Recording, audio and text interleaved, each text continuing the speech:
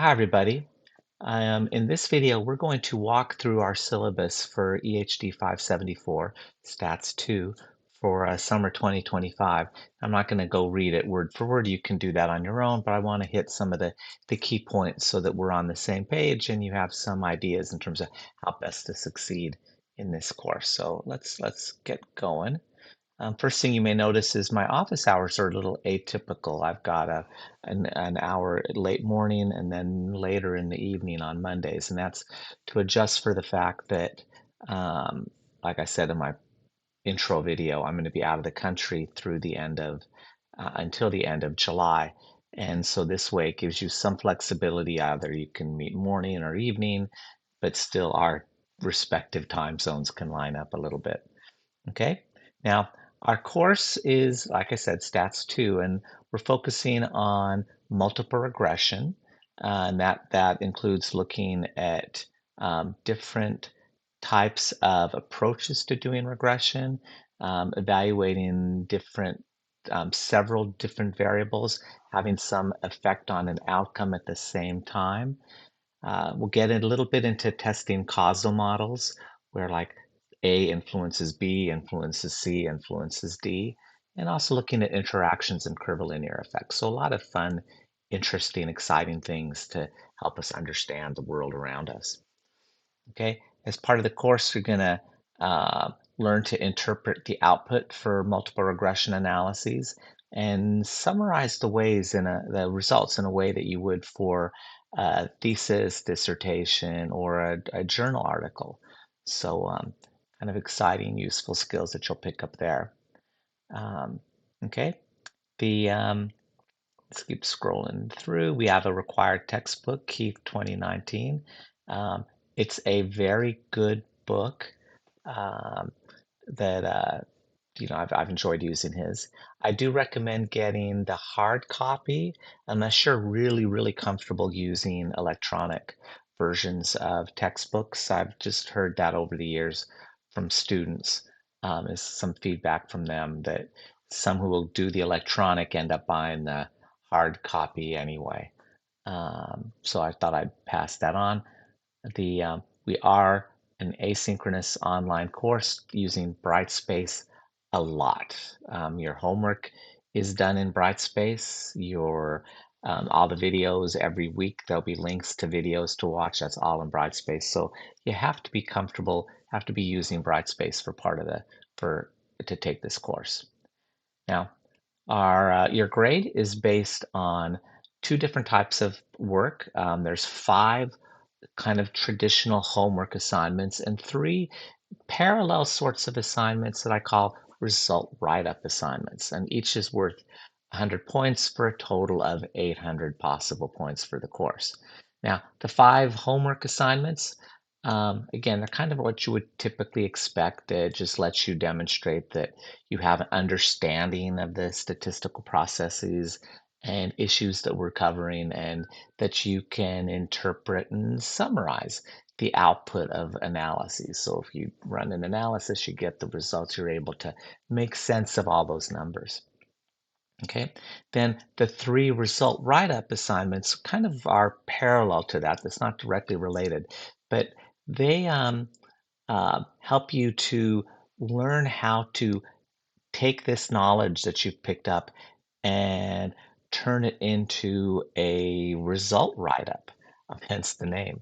So if you're working on a thesis, the result write-ups helps you to take those numbers that you're learning to understand, and how do you actually write that as you would for the result section of your thesis, or a dissertation, or again, a journal article. So very practical, kind of taking the more theoretical, abstract ideas we're learning, and the result write-ups turn it into kind of a practical product at the end. Okay. The Now some guidelines, some key rules if you want to do well in the course. Rounding. Rounding is very important if you want to get a good grade. We will be doing calculations, and if you round too much, you're going to get the wrong answer. So it's kind of a rule of thumb, and we'll do a little practice on this. You should always round to at least three decimal places, 3 decimal places, unless it's a small number, between, that's less than one, or between one and -1, that then you need to always have three non-zero numbers, digits, and I kind of illustrate that here for you to get a sense. If you end up rounding too much, again, you're going to get the wrong answer. And it actually happens. It's kind of a common issue that will come up sometimes with students, that they'll themselves come back and say, "Oh, I guess I rounded too much." So round to 3 decimal places, and you should be okay. Again, unless it's a small number, then go however many zeros until you get to a non-zero number, and do three more of those. Okay. Um, what else? The assignments are all due. They need to be completed by 11:59 p.m. on their due date. And the kind of the to start, everything is going to be due on Fridays, that when on the weeks that there's an assignment due, it's on a Friday at 11:59 p.m. You're submitting this into um, Brightspace, so it's time stamped, and if it's a few minutes later, it will be flagged as being late. And as noted, there's a 10-point deduction for every day late or partial day that it's late. Now, I've built in lots of cushion leading up to those due dates, so you have plenty of time to get them done. Don't wait, and you should be fine. Okay. The If you've noticed an issue with a question, you can note it. Let me know in writing within like a week. Now, again, it has to be, or I should be clear, it needs to be a problem with the actual question, or that I've somehow got an error of the grading. Understanding why you've made a mistake is great, and that's good that you do it, but that doesn't lead to a change in the grade. But um, okay. Now, now, one of the things students like about the course is that I'm a believer in mastery learning. And as a result, you can redo the 5 homework assignments and the first result write-up assignment in order to get a higher grade. And the way that works is, you'll notice the last question that you have is worth 16 points. So you do all the work, it's worth 84 points. The last question's worth 16 points. And it simply asks you, is this your first attempt? If it is, you get 16 points. If it's your second, you get 8. If it's your third, you get 4. And if it's your fourth or more attempt, you get 0 points. And how that works, if you think about it, what that means is that if you redo the assignment, and let's say it takes you several times to get all of those first 84 points, to get the kind of the key, the questions all correct. If it takes you several times to do that, you can always get at least an 84%, right? You get those 84 points, even if it takes you 4 or 5 times, so you get 0 on that last question. But what that means is that you can, like I said, you can always get at least 84 points, which is a B. You can always get at least a B on every assignment. Well, the 5 homework assignments and the first result write-up. That if you just give yourself enough time to redo the work and uh, see what you've missed, rewatch that material, reread it in the book, talk to me either in the office hours or in Zoom, or emails back and forth. If you give yourself the time to do those redos, you can always get at least a B, which is great. So take advantage of that. Don't wait until the last minute and then you've kind of run out of time to do that. Okay. Um, Another question that comes up is it possible if I do a redo for my grade to go down? No, it always again, kind of, it's always set up to, you will get the highest score. So if you do it 3 or 4 times, whichever one is your highest score after factoring in the adjustment, you'll always get the highest grade.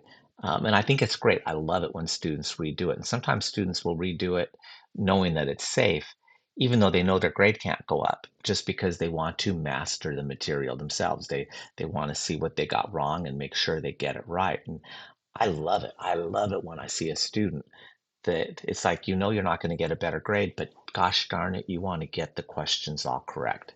That is awesome. Good job. Um, okay. Grades are based on, again, a total of 800 points. I do a straight 80, 90%, 80%, 70%, for the grading. So with plus and minuses as part of that. So it's pretty straightforward. Now, suggestions for doing well in the course. You'll notice I've got slides for all the videos. Print off the slides. I make it very easy. If you watch the syllabus, uh, I'm sorry, the Brightspace video, you'll notice I've got the slides right there. Print off the slides and use them as study guides, as notes when you're watching the videos, instead of having to recreate things that I'm showing you on the screen. You've got them right in front of you to add your notes, to put comments and that with it.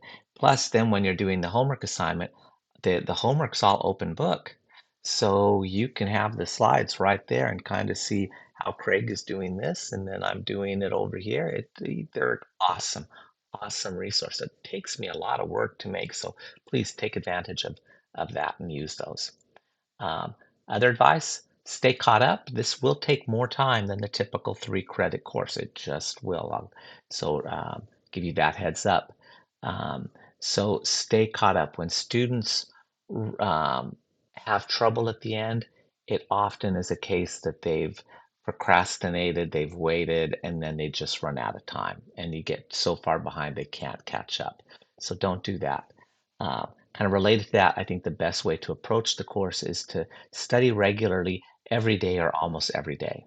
It's just a better way to integrate all the information you're getting and solidify it in your head, to do it in smaller bits than try to cram it all in Sunday afternoons or Thursday nights before the assignments due the next day.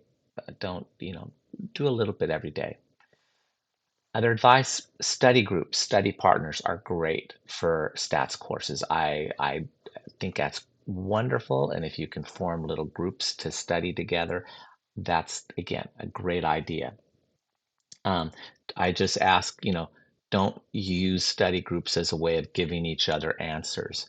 If someone's got a problem or they're unclear about something, don't just say, oh, the answer's C or 5.8.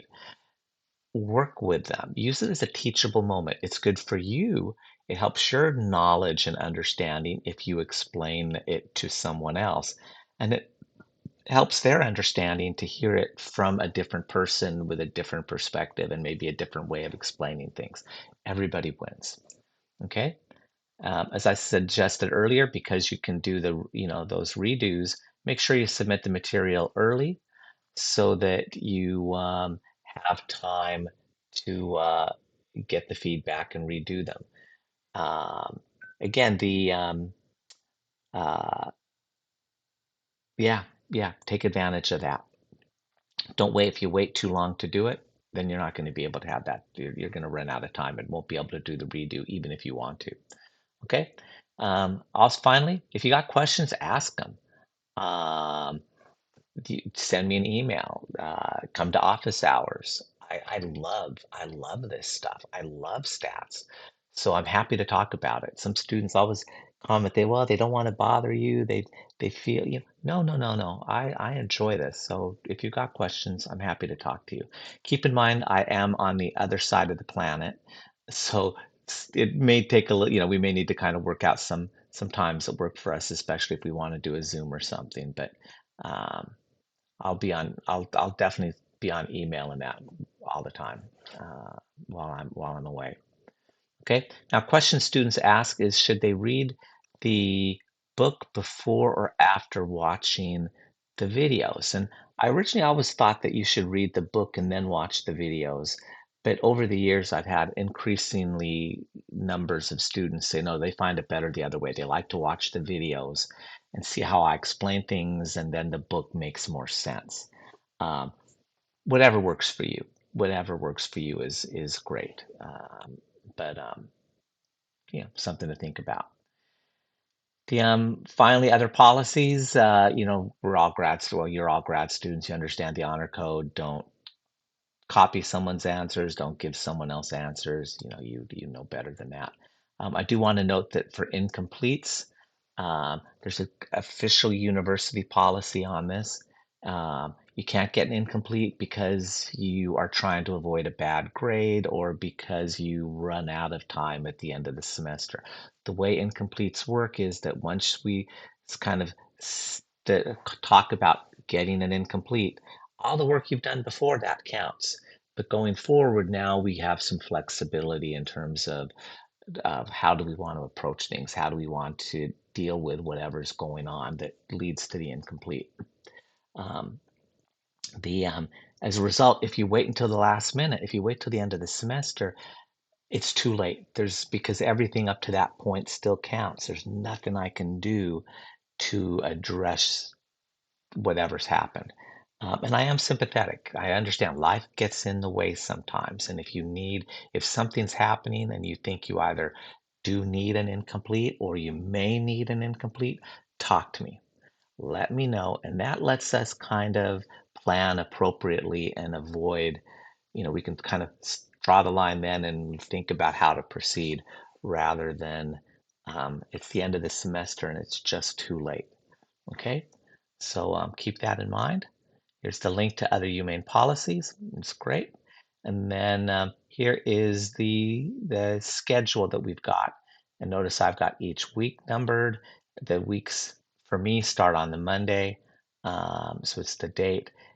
Tells you which chapter we're reading, the kind of the material that's covered in there, and then the assignments that are due the Friday of that week. So all the assignments are due, for homework one is due the Friday of week 5. So if Monday's June 9, 10, 9, 10, 11, 12, 13, it'd be June 13th at 11:59 p.m. That Friday is when homework one is due. I've also color coded it so you can clearly see which week's material goes with which assignment. And it also helps you see, I've tried to build in as much as possible that cushion that you've got time to, once you finish the homework one material, do homework one, and you've got 1, 2, 3 weeks to finish it the first time, see what you've got wrong, then talk to me, watch the videos again, read the book some more, come to office hours and redo it and pick up some extra points. So don't wait till the last minute. As soon as you finish a section of material, do the corresponding work right away. Okay? So that is our course. That's the syllabus. Let me know if you have any questions, and I look forward to working with you throughout the summer. All right? Bye-bye.